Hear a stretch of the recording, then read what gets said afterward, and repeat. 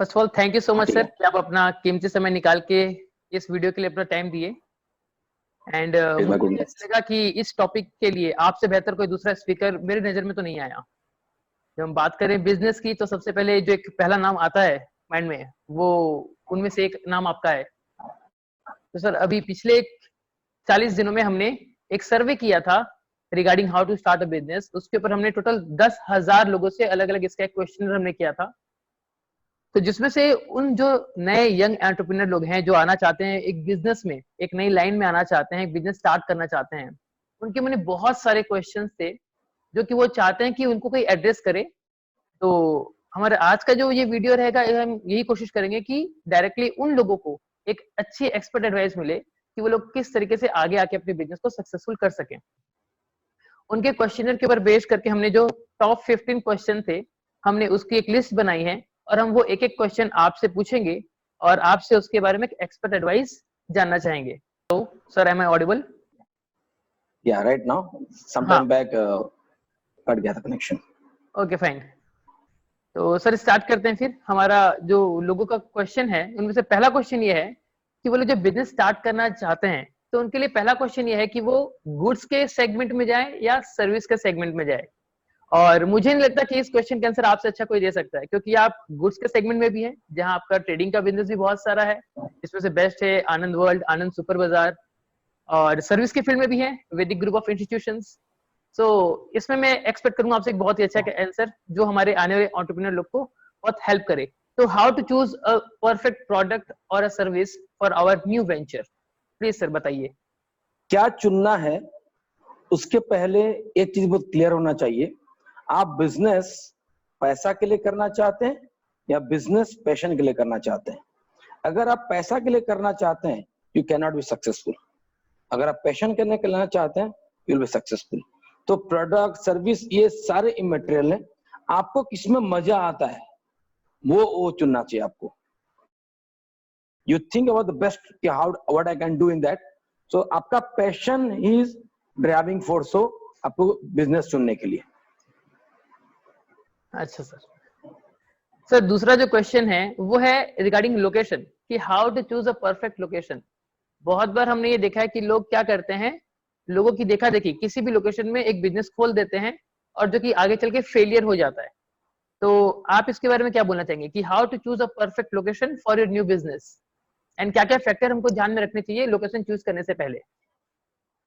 देखिए, सबसे पहली बात कि आप कौन सा, आपका एसटीपी क्या है, आपका सेगमेंटेशन, टारगेटिंग, पोजीशनिंग क्या है, एंड उस एसटीपी के तहत आपके कस्टमर कहां पे हैं। सबसे पहली बात ये होनी चाहिए कि हम जो पुराना कहावत है कि कुआं के पास प्यासे को ही जाना पड़ता है। आपके कस्टमर कहां है, आपको ही वहां जाना पड़ेगा। आपका प्रोडक्ट लेने के लिए कोई आपके पास नहीं आएगा।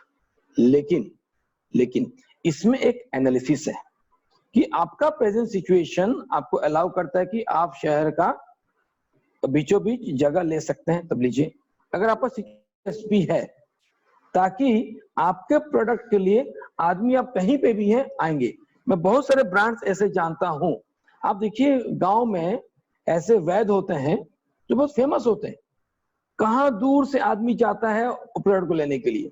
होता है सर। हैदराबाद में एक मछली प्रसादम बोल के एक जगह मछली प्रसादम मिलता है। पूरा दुनिया भर वो उसको सेल नहीं करते, there is a product and दुनिया के सब आदमी आते हैं। तो आपको दो चीज करना है, या तो आप अपने, अगर पॉसिबल है और आपको चुन रहे हैं, तो आपके जो कस्टमर हैं उसके आसपास पहुंच जाइए। और ऐसा सिचुएशन अलाउ नहीं करता है, कोई भी जगह चुनिए, वो जगह ऐसा होना चाहिए जो थोड़ा सा कम्युनिकेशन इजी हो। ओके सर, आपने बहुत अच्छे से इसको क्लियर किया। तीसरा, और मैं चाहता हूँ कि जो बहुत सारे क्वेश्चन में से जो सबसे एक इम्पोर्टेंट क्वेश्चन है वो अभी तीसरा क्वेश्चन है हमारे सामने, मोड ऑफ फाइनेंस, कि हम खुद का पैसा लगा के धंधा करें या कहीं बाहर से लोन ले, उधारी लें और बिजनेस करें। इसके ऊपर आप क्या बोलना चाहेंगे? देखिए, सबसे पहली बात तो ये है, मैं एक छोटा सा इसका पूछ रहा हूँ। आपको अगर सेब खाना है, जी। आपके पास एक सेब है और दोस्त के पास एक सेब है, तो पहला हाँ, कौन सा सेब खाएंगे आप? मैं तो सर मेरा ही बचाना चाहूंगा डेफिनेटली। पहले खाना कौन चाहेंगे? मैं आज दोस्त का ही अपना सेब खाऊंगा। आप रखे नहीं किसी दोस्त का सेब लाके खाना चाहता, अपना सेब बचा के रखेंगे, सड़ जाएगा भाई साहब, बस हाँ सड़ जाएगा, वो भी उसका लिमिटेशन है। सड़ जाएगा। तो आप कह रहे हैं कि खुद के पैसे लगा के बिजनेस स्टार्ट करें। है, आपको अपने बिजनेस में भरोसा है और आपके पास पैसा है, तो पहले अपने पैसे लगाइए, ठीक है। अगर आपका प्रोजेक्ट डिमांड करता है कि ज्यादा पैसा होना चाहिए, थोड़ा और पैसा मांगता है बिजनेस, आपका 10 रुपया है, बिजनेस 15 रुपया मांगता है कि 20 रुपया मांगता है, आप पहला कोशिश करना चाहिए बैंक के थ्रू जाएं। तो अगर इसको मैं शॉर्टकट में बताऊं, पहले अपना पैसा इस्तेमाल करना चाहिए। इसमें और एक चीज ऐड करना चाहता हूं, कभी भी अगर आप समझ लीजिए आपके पास अगर 10 रुपया है, आप 20 रुपया का बिजनेस करिए, not 100 in the beginning. once you are, because you are asking for this new entrepreneurs जो बिजनेस शुरू करना चाहते हैं जी, लेकिन जो पुराने बिजनेस है, जो ऑलरेडी उनका दूसरे प्लेटफॉर्म्स रेडी है कि कभी भी कोई प्रॉब्लम है तो उस प्रॉब्लम को टेक ओवर करने के चांसेस है, उस केस में दे कैन मल्टीप्लाई, 10 में रख के भी 40 का बिजनेस कर सकते हैं, 50 का बिजनेस कर सकते हैं, but in the beginning they should not cross double of the money that they have. Okay sir, brilliant.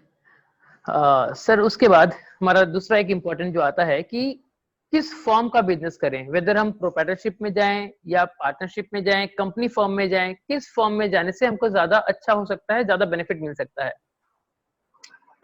इसका भी छोटा सा सिंपल जवाब देना चाहूंगा। मैं कहूंगा कि आपके पास पानी निकालने के बहुत सारे ऑप्शंस हैं। आप म्युनिसिपैलिटी का टंकी से ले सकते हैं, आप कुआं से ले सकते हैं, बहता हुआ नदी से ले सकते हैं और बोरिंग से भी ले सकते हैं। आपको देखना है कि आपको कैसा पानी चाहिए। ऐसे ही अगर आपका सोच है कि मैं एक इंडिया लेवल में कंपनी खोलना चाहता हूँ, एक इंटरनेशनल कंपनी खोलना चाहता हूँ, एक स्टार्टअप कंपनी खोलना चाहता हूँ, मेरे शेयर्स इश्यू हो, मेरे बहुत सारे एंजल इन्वेस्टर्स मेरे पास आए, तो प्रोप्राइटरशिप में तो आएंगे नहीं भाई साहब। You have to a company. So if to begin with, you can start a proprietor. If your ground is solid, then it's always advisable to go for private limited if you have big aims. अगर आप शुरुआत छोटा से करना चाहते हैं तो proprietor कर सकते हैं, आगे पार्टनरशिप भी कर सकते हैं, फिर आप कंपनी में ट्रांसफर कर सकते हैं। There is no big issue. अगर छोटा फंड है तो प्रोप्राइटर में जाइए, पार्टनरशिप में जाइए। थोड़ा फंड ज्यादा है और एक्सपेरिमेंट करने की ज्यादा ताकत है तो आप कंपनी में जा सकते हैं। ओके सर, नेक्स्ट क्वेश्चन जो है वो है कि रोल और importance of books of account, क्योंकि अगर आप एक बिजनेस स्टार्ट कर रहे हैं और उसमें अगर आपने अकाउंट नहीं किया तो कैसे होगा? तो आपके हिसाब से बुक्स ऑफ अकाउंट मेंटेन करने का कितना इंपॉर्टेंस है एक बिजनेस के लिए? देखिए सिंपल सी बात है, जैसे पढ़ाई करने के बाद एग्जाम लिखना कितना जरूरी है आपको पता है? डेफिनेटली। वैसे ही अगर आप बिजनेस कर रहे हैं उसका रिकॉर्ड नहीं है, is a waste. You can not know the exact position of your business. और आज के डेट में मैंने देखा है, वो कहावत है ना, the operation successful but the patient died. Operation successful हो गया लेकिन पेशेंट मर गया। तो बहुत सारे बिजनेस मैंने देखे हैं, those who are running very successfully in the front end, but after few years और after few months you saw कि the business is stop because of mismanagement of the fund. So whatever you are doing, you must do a record of that. And हमारे बहुत सारे experienced आदमी बोलते हैं कच्चा पक्का क्या करना है। मैं कहता हूं अगर बड़ा बिजनेस करना है 100% पक्का करना है। जो खर्चा होगा उसको रिकॉर्ड में लाना ही लाना है। That should be the attitude. Yes sir, ये तो इस बात के साथ मैं भी एग्री करता हूँ कि अगर आपको आगे बढ़ना है, बहुत आगे जाना है, तो डेफिनेटली आपको 100% पूरा पक्के में काम करना पड़ेगा, तभी आप आगे बढ़ पाओगे। देन दूसरा क्वेश्चन लेते हैं सर। सर धंधा तो खोल लेते हैं, लेकिन जब धंधा करना है तो हमको उधारी में काम करना पड़ेगा, और अगर उधारी करते हैं तो फिर उधारी रिकवरी में सबसे ज्यादा प्रॉब्लम आती है। तो उधारी रिकवरी कैसे करें, इसके ऊपर कुछ जरा टिप्स बताइए। ये अगर कोई बंदा बिजनेस स्टार्ट किया, पैसे भी लेकर आ गया और वही पैसा सब उधारी में बांट दिया और वो उधारी पैसा ना ले पाया, तब तो उसका बिजनेस बहुत ही जल्दी दी एंड के कगार पे आ जाएगा। तो आप कुछ टिप्स दीजिए कि जिसकी बदौलत कि हमारा उधार कम से कम जाए और बहुत जल्दी पैसा रिकवरी हो जाए, तो उसके लिए हम क्या कर सकते हैं? देखिए पहली बात तो मैं कहता हूं, ना रहेगी बांस ना बाजेगी बांसुरी। उधारी देना ही नहीं है तो कलेक्शन का हेडेक खत्म हो गया, पहली बात। लेकिन सपोज ऐसा बिजनेस आपका है जो कि क्रेडिट ओरिएंटेड है, सपोज यू होलसेल बिजनेस जहां आपको क्रेडिट देना पड़ेगा, तो फर्स्ट आप जिस पार्टी को क्रेडिट दे रहे हैं उसका क्रेडिबिलिटी चेक करिए मार्केट में क्या है, उसका बिजनेस कितने साल से है, उसके पापा बिजनेस कर रहे हैं, उनका बेटा बिजनेस कर रहे हैं, कितने साल से कर रहे हैं, बाकी कंपनी जो उसके साथ बिजनेस कर रहे हैं उनका पेमेंट रिकॉर्ड किया है, उसको देखते हुए दें। आदमी बहुत गलती क्या करते हैं, जब आप नया बिजनेस खोलते हैं तो बहुत सारे डिफॉल्टर आदमी पे पहुंच जाते हैं, मुझे माल चाहिए, और जब शुरुआत में आदमी बिजनेस कर रहा होता है तो उसको लगता है यार मेरे पास कस्टमर आ गया, दो इसको माल, मेरा माल बिक रहा है, उसको अच्छा लगता है उस समय, उसको ये नहीं मालूम कि आने वाले दिनों में ये आपके लिए बड़ा प्रॉब्लम क्रिएट करने वाला है। तो ऑलवेज चेक द क्रेडिबिलिटी। शुरुआत में बिक्री आपका स्लो हो, it's not a big issue, but always ensure कि आपका बिजनेस कैश बिजनेस है। और अगर आपका होलसेलिंग नहीं है, ये ऐसा नहीं है जो ट्रेड मांगता है, ट्रेड का डिमांड है कि क्रेडिट करना पड़ेगा, वहां क्रेडिट मत दीजिए, मार्जिन कम रखिए, सर्विसेज बेहतर रखिए, बट क्रेडिट पे काम करने को अवॉइड करिए। जी सर। अब नेक्स्ट क्वेश्चन की तरफ बढ़ते हैं। आपके हिसाब से आप कुछ 3 ऐसे इंपॉर्टेंट पॉइंट बताइए जो कि बहुत इंपॉर्टेंट होती हैं एक स्टार्टअप करने के लिए, कि अगर आप एक स्टार्टअप करने जा रहे हो तो एटलीस्ट इन 3 बातों का तो ध्यान आपको रखना ही रखना है। क्या है वो 3 इंपॉर्टेंट पॉइंट आपके हिसाब से? ये मेरे दिल से छुआ हुआ क्वेश्चन आपने टच कर लिया। मैं हमेशा कहता हूं कोई भी बिजनेस, कोई भी काम, बिजनेस का कोई भी काम करने के पहले 3 चीज बहुत जरूरी है। सबसे पहला नियत, आपके अंदर इच्छा होनी चाहिए करने की, इसके ललक होनी चाहिए, पागलपन होनी चाहिए, ये पहला। दूसरा पैसा, उस बिजनेस को स्टार्ट करने के लिए, काम को स्टार्ट करने, कुछ भी थोड़ा पैसे की जरूरत है टू स्टार्ट विथ।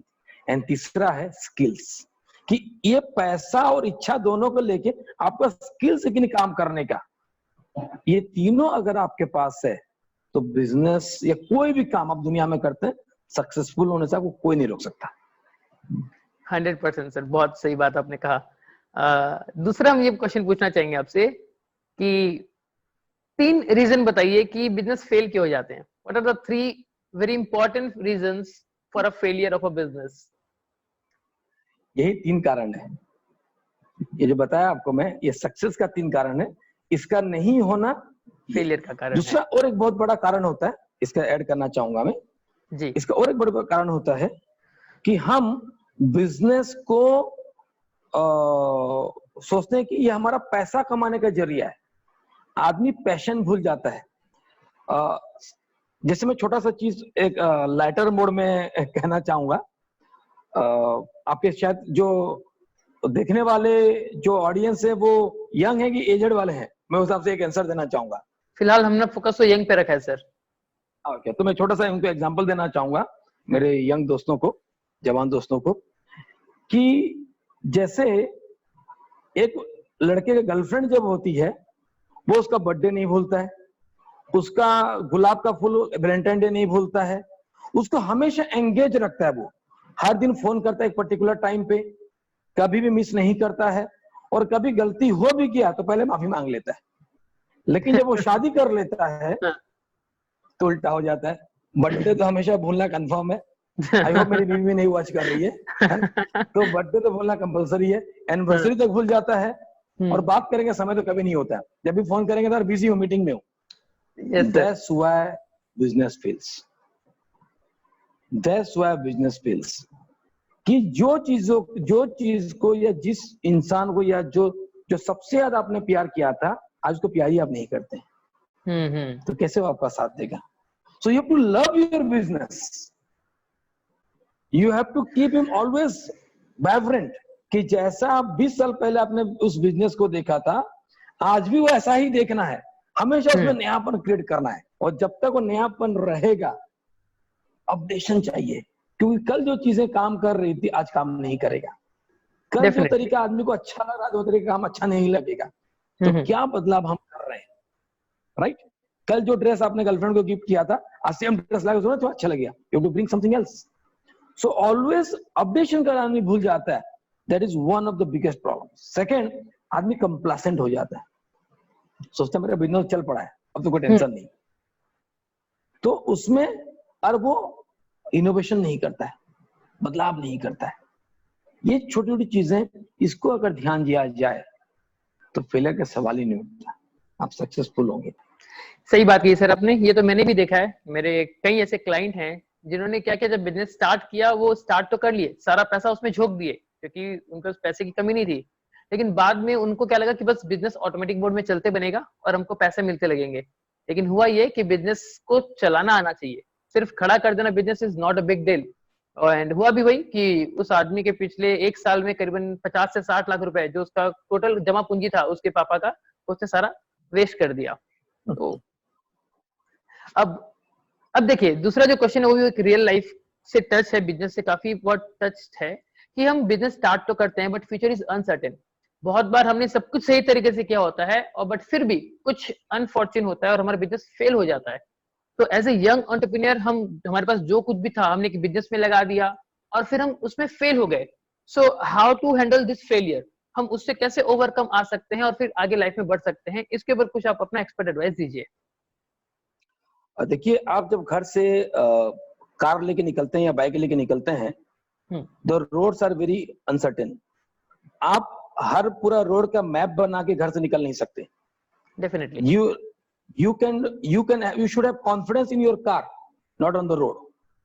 रोड कैसा भी हो सकता है, लेकिन अगर आपकी ड्राइविंग सही है, आपको मालूम ब्रेक कहाँ दबाना है, स्लो कहाँ करना है, तेज कहाँ करना है, दाएं कहाँ मुड़ना है, बाएं कहाँ जाना है, एक्सीडेंट नहीं होगा भाई साहब, कभी भी आपका गाड़ी एक्सीडेंट नहीं होगा। बिजनेस में भी ऐसा हमेशा चेंजेस आएंगे, वेदर यू आर प्रोएक्टिव और रिएक्टिव। एज अ बिजनेस में थोड़ा आपका विजनरी थोड़ा होना चाहिए, थोड़ा विजन दूर काम करना चाहिए आपका, कि ये हो सकता है, आने वाले दिनों में इसकी डिमांड हो सकती है। Suppose you are selling clothes, आपने पैंट और शर्ट कटिंग बेच रहे हैं। Suppose you visited to London और यू विजिटेड टू दिल्ली, आप देख रहे हैं कि बच्चे अब यहाँ पे बहुत ज्यादा रेडीमेड पहनना चालू कर दिए। तो आपको प्रेडिक्शन करना है कि आने वाले दिनों में संबलपुर में भी रेडीमेड कपड़े की चलन बढ़ने वाली है, ना कि इसकी। आप ट्राउजर बेच रहे हैं, देखिए जींस की बिक्री बढ़ने वाली है। आप स्कूल चला रहे हैं, आप देखिए +2 चल रहा है, +3 का भी आजकल बहुत डिमांड है, बहुत सारे बच्चे एडमिशन नहीं पा रहे हैं। तो ये सारे थोड़ा सा आपको आंख नाक कान खुला रखना पड़ेगा, तो फेलियर के चांसेस बहुत कम है। चीजें बदल जाती है, जैसे अपना टेप रिकॉर्डर का था, वो बिजनेस आउट हो गया। तो एज ए स्मार्ट बिजनेसमैन आपको थोड़ा सा आगे का सोचना चाहिए, ऐसा हो सकता है, और उसका थोड़ा रिस्क लेना है। आदमी क्या होता है, कंफर्ट जोन में चला जाता है। जो बिजनेस कर रहा है सोचता है इसी में करते चलो, यही चलना है, मैं इतने साल से बिजनेस कर रहा हूं, मेरा सक्सेसफुल है ना, चेंज क्या करेंगे, नहीं करेंगे, वो प्रॉब्लम होता है। तो थोड़ा अपडेशन की जरूरत है। एक बिजनेस में सबसे ज्यादा ओनर का तो कंट्रीब्यूशन रहता ही है, लेकिन उसके अलावा जो दूसरा एक इम्पोर्टेंट है फैक्टर वो है man power. What is the importance of man power आपके हिसाब से, बताइए आप मुझे। एंड दूसरा, जब मैन पावर आ तो गया तो उनको मेंटेन कैसे करके रखें, कि how to maintain lower labour turnover. बहुत जगह हमने देखा कि लेबर या एम्प्लॉय आते हैं 5, 10, 15 दिन, 1 महीना, 2 महीना रुकते हैं और फिर चले जाते हैं, या फिर मैक्सिमम 3 साल 6 महीना तक रुकते हैं, फिर उस ऑर्गेनाइजेशन को छोड़ के चले जाते हैं। So how to maintain a lower labour turnover, जो एम्प्लॉय आ गए उनको कैसे रिटेन करके रखें, उसके ऊपर जरा कुछ बताइए। बड़ा इंटरेस्टिंग क्वेश्चन है ये। जिस दिन हमने मान लिया कि ये मेरा स्टाफ है, उसी दिन से प्रॉब्लम चालू हो गया। आज के जमाने में ईमानदार स्टाफ कहाँ मिलते हैं, मैं थोड़ा और एक वर्ड में कहना चाहता हूं, ईमानदार स्टाफ कहाँ मिलते हैं। मैं कहता हूं भाई साहब, आज के जमाने में ईमानदार मालिक कहाँ मिलते हैं, नहीं मिलता। हमें ये देखना चाहिए कि भाई अगर हम बाइक से कार में चले गए तो ये इंश्योर करना चाहिए कि आपका स्टाफ भी साइकिल से बाइक में आ जाना चाहिए। अगर आप मारुति कार से होंडा कार में चले गए तो ये इंश्योर करिए कि आपका स्टाफ भी मारुति कार में कम से कम आ जाए। जब तक ये सोच नहीं रखेंगे, ये नौकर और मालिक वाला जो गैप है बना रहेगा। वी एज ए टीम काम करना चाहिए। ये जो ईगो है ना आपका, मैं मालिक, ये ईगो को घर में छोड़ के जाइएगा सर। ये ईगो आपका काम आने वाला नहीं है। क्या काम आने वाला है? आपको अपनापन। एक स्टाफ को क्या चाहिए? थोड़ा सा पैसा, थोड़ा सा इज्जत, और इसको हमेशा लगे कि I am a part of the team. मेरा बॉस मेरा दोस्त है, मेरा फादर है, हम इसको मिस कर जाते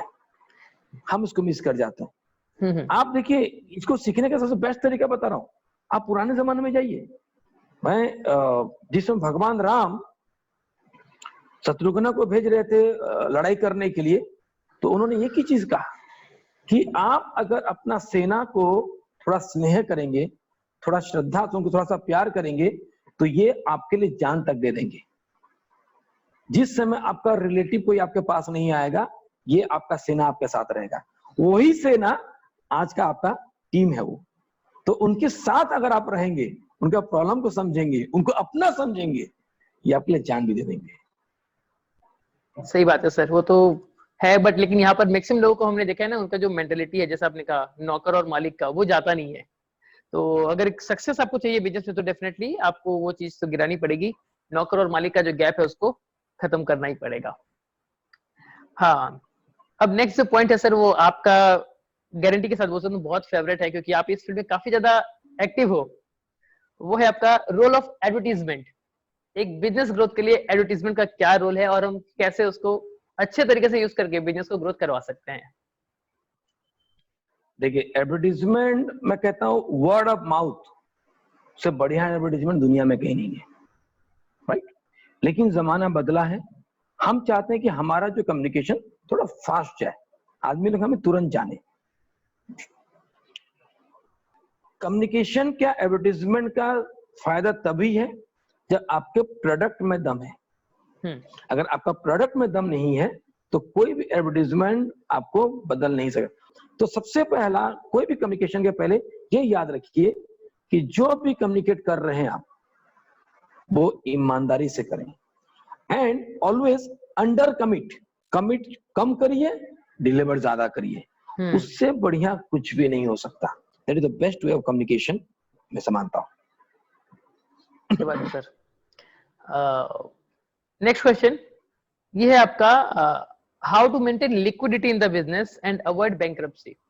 बहुत बार क्या होता है कि हमने पैसे ले लिए बैंक से, अब हमको क्या लगता है यार बैंक के पैसे कोई बात नहीं हो, और खुले हाथों से खर्चे करते हैं, और एक मोमेंट ऐसा आता है कि उनके पास हाथ में कैश ही नहीं रहता, और धीरे धीरे फिर वो बैंक्रप्सी की ओर चले जाते हैं। तो हाउ टू मेंटेन लिक्विडिटी, कैसे करें कि बिजनेस में एनी टाइम कैश का फ्लो बना रहे और कभी भी नौबत ना आए कि आपका दिवाला निकल जाए? क्या स्टेप ले सकते हैं एज ए प्रिकॉशन हम इसके लिए? देखिए, सबसे पहला बात ये कि आपको अपना मार्जिन चेक करना पड़ेगा। पहली बार जब बिजनेस शुरुआत करेंगे आप, तो बिजनेस ज्यादा इन्वेस्टमेंट मांगेगा। जो आपका प्रॉफिट भी जनरेट होगा वो इन्वेस्टमेंट में चले जाएगा। So in the beginning you started with suppose 10 lakh rupees, so in the 6 months time, 8 months time, automatically the stock will increase, the everything will increase. तो वो शुरुआत में आपका वो अटैच हो जाता है। मेरा ये मानना है, मेरा पर्सनल, इसमें मैं कोई फिक्स थंब रूल नहीं है, मेरा पर्सनल मानना है कि 1 साल के बाद बिजनेस अब सेटल हो जाए और आपका एक रेगुलर प्रॉफिट आना चालू हो, 10% of your revenue, not profit, 10% of your revenue should be kept aside for next business. उसमें आप एक नया बिजनेस खड़ा कर सकते हो, उसको एज ए एफडी जमा कर सकते हो, उसे आप कोई लैंड परचेज कर सकते हो, कोई भी तरीके से उसका। लेकिन आपने कहा था लिक्विडिटी का पॉइंट, इसलिए मैं कहूंगा उस पैसे का एफडी जमा कर सकते हो, या उस पैसे से आप नया बिजनेस के लिए अलग से रख सकते हो। दूसरा, इसमें यह तरीका हो सकता है कि बिजनेस का एक्सपेंशन हो। आपने एक बिजनेस चालू किया, उसका सेकंड बिजनेस एक्सपेंशन कर सकते। एंड ये कोशिश करिए कि आपका बैंक का जो रिपेमेंट जो डेट्स हैं वो कभी डिफॉल्ट ना करें, वो लगातार बेसिस पेमेंट करते रहे। आदमी क्या सोचता है, अरे बैंक का देना है बाद में देने क्या फर्क पड़ता है, ऐसा नहीं सोचना है। बैंक के पास आपकी क्रेडिबिलिटी बनी हुई रहनी चाहिए, ये बहुत इंपॉर्टेंट फैक्टर है। जी सर, अब हम अपने लास्ट क्वेश्चंस की तरफ बढ़ रहे हैं। लास्ट और 2 ही क्वेश्चन है जो आपके साथ में करना चाहूंगा। अभी का माहौल, कोरोना, कोविड-19, उसको हम कैसे छोड़ सकते हैं, है ना? तो आप मुझे बताइए कि ऐसे सिचुएशन में, ऐसे पेंडेमिक सिचुएशंस में हाउ टू टेक डिसीजंस, हम कैसे कुछ ऐसे डिसीजन लें कि हम अपने बिजनेस में सरवाइव कर सकें और इस वर्स्ट पोजीशन से आगे निकल सकें? मैं कहता हूं हर एक प्रॉब्लम एक अपॉर्चुनिटी लेके आता है। इस प्रॉब्लम के समय हम क्या सोच रहे हैं, दैट इज मोर इम्पोर्टेंट। क्या हो रहा है वो इंपॉर्टेंट नहीं है, क्या सोच रहे हो दैट इज मोर इंपॉर्टेंट। मसीहा में जिस समय ग्रेट डिप्रेशन आया था, अमेरिका में सबसे बड़ा रिसेशन आया था, उस समय सबने सोचा कि कैसे सरवाइव करेंगे, लेकिन एक आदमी था जो सोच रहा था कैसे एक्सेल करूं, और उस आदमी का नाम था हेनरी फोर्ड। तो सबसे बड़ी बात है कि सिचुएशन ऐसे आते रहेंगे, ये एक पैंडेमिक सिचुएशन है, कल और कुछ सिचुएशन आएगा, ये आते रहेंगे, लेकिन आपको बेसिक्स ठीक रखना है। जैसे क्रिकेट में कहते हैं ना, if you are out of form come to basics, follow the basics. तो बेसिक्स फॉलो कर। बेसिक्स में क्या? Genuine product, genuine service, genuine behaviour and genuine practices. ये जेन्युइन चीजें अगर आप करते रहेंगे, genuine never goes out of fashion, ये कभी भी आउट ऑफ फैशन नहीं होता है। तो आपको बेसिक्स में वापस आने का समय आ गया है, और बेसिक स्ट्रॉन्ग करेंगे तो बहुत ज्यादा जल्दी से फिर आप ग्रोथ कर पाएंगे। तो मैं इसको कहूंगा, ये एक समय है अपने आप को एक बड़ा लड़ाई के लिए अपने आप को तैयार करने का, और जहां पे आप हैं उससे बढ़ने का सोचिए। जब बढ़ने का सोचेंगे तो मेरा भारत बढ़ पाएगा, वरना और कोई तरीका नहीं। हर एक आदमी ये सोच ले कि अभी हम बढ़ने वाले हैं, तो दुनिया का कोई ताकत हमें रोक नहीं सकता, हम बहुत तेजी से बढ़ने वाले हैं। ये सोच पैदा करने की जरूरत है। सही बात है सर, मोदी जी भी कहते हैं आत्मनिर्भर बनिए। अब चलते हैं सर हमारे आज के सेशन के लास्ट क्वेश्चन के लिए, कि अभी का माहौल को देखते हुए, जैसे अब हम देख रहे हैं वही जो मैंने कोविड का एग्जांपल लिया, अभी के सिचुएशन को देखते हुए आप हमारे नए एंटरप्रेन्योर को कुछ ऐसे बिजनेस आइडिया दीजिए जो आपके हिसाब से शायद बहुत अच्छे प्रॉफिटेबल बिजनेस हो सकते हैं आने वाले नियर फ्यूचर में। तो कुछ 2-3 एग्जांपल आप हमको बताइए कि किस फील्ड में जाना ज्यादा प्रॉफिटेबल हो सकता है। देखिए, आज के डेट में 2 या 3 बिजनेस जो अफेक्टेड नहीं हुआ है, वो है आपका मेडिसिन का बिजनेस, ग्रोसरी का बिजनेस, है ना। ये 2-3 बिजनेस अफेक्टेड नहीं हुआ है, लेकिन बहुत आदमी सोच रहा है आप इस बिजनेस में चले जाएं, लेकिन ये जानना जरूरी है, जहां सब कोई आएंगे वहां कंपटीशन बढ़ेगा, वहां पे कॉस्ट ऑफ ऑपरेशन बढ़ेगा, and after some time you will be in a loss making business. तो मैं कहता हूं, जो शुरुआत में मैंने जो आंसर दिया था, आपका दिल क्या कहता है, आप किसमें स्ट्रांग हो। मैं हमेशा कहता हूं, आप जिसमें स्ट्रांग हो आप उस बिजनेस को चुनो, और उसमें कुछ ऐसा कोई बिजनेस नहीं है दुनिया में जो सक्सेसफुल नहीं है। गुपचुप बेचने से लेके, झाड़ू बेचने से लेके, कॉन्सेप्ट बेचने को लेके, many people have sold concepts but they have given you a thought and that has become click। बहुत सारे एग्जांपल से आऊंगा तो बहुत समय लेगा। तो जो चीज आपका दिल कहता है, और उसका एक स्टडी जरूर है, कि रिसर्च जरूर हो, आसपास रिसर्च हो, कोई फॉर्मल क्वेश्चनियर भर के रिसर्च करने की दरकार नहीं है। जो आदमी बिजनेस कर रहा है वो फेल हुआ है तो पहले क्यों फेल हुआ, या जो सक्सेसफुल है तो क्यों सक्सेसफुल है, ये सारा एनालिसिस करके जो आपका बिजनेस आपको दिल कहता है, या जो आपका एग्जिस्टिंग बिजनेस है उसको करें। इसमें एक पॉइंट और जोड़ना चाहूंगा, मैं कोई भी एग्जिस्टिंग बिजनेस को छोड़ के नया बिजनेस चालू करने के खिलाफ हूं। मैं एग्जिस्टिंग बिजनेस के साथ एडिशन करने में बिलीव मैं एक एग्जिस्टिंग बिजनेस को सक्सेसफुल नहीं कर पाया, नया बिजनेस में भी आपके और माइंड में वो टेम्पटिंग होती है कि उसको सक्सेसफुल नहीं कर पाते। तो बहुत आदमी देखा, ये काम नहीं तो उसको कर लेते, वो काम नहीं तो उसको कर लेते। नो, आपका जो मॉडल जो चला रहे उसका एक्सटेंशन प्रोडक्ट, समझ लीजिए कि आपके यहाँ टीवी फ्रिज है, आप बोला टीवी फ्रिज नहीं चल रहा है, आप उसके साथ एसी जोड़ लीजिए, उसके साथ आप प्रेशर कुकर जोड़ लीजिए, प्रोडक्ट जोड़ लीजिए, ना कि आप उसको अबेंडन किया और अपने फिर नया बिजनेस चालू कर। अगर कोई चीज भी बाहर जा रहे हैं या अंदर आ रहे हैं, उसका अच्छा से छानबीन कर ले, अच्छा से चेक कर ले, तो आपको सक्सेस का चांस बहुत बढ़ जाएगा। लेकिन दुनिया में ऐसा कोई भी चीज नहीं है कि ये सक्सेसफुल होगा ही होगा या ये फेलियर होगा ही होगा।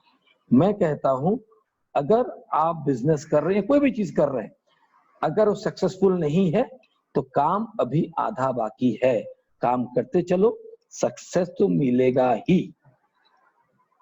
Okay sir, thank you so much sir, आप अपना इम्पोर्टेंट इतना कीमती समय हमको दिए, और हमारे लोगों को बहुत अच्छा गाइडेंस मिलेगा जो आगे इस फील्ड में आना चाहते हैं, नया बिजनेस स्टार्ट करना चाहते हैं। तो once again sir, thank you so much.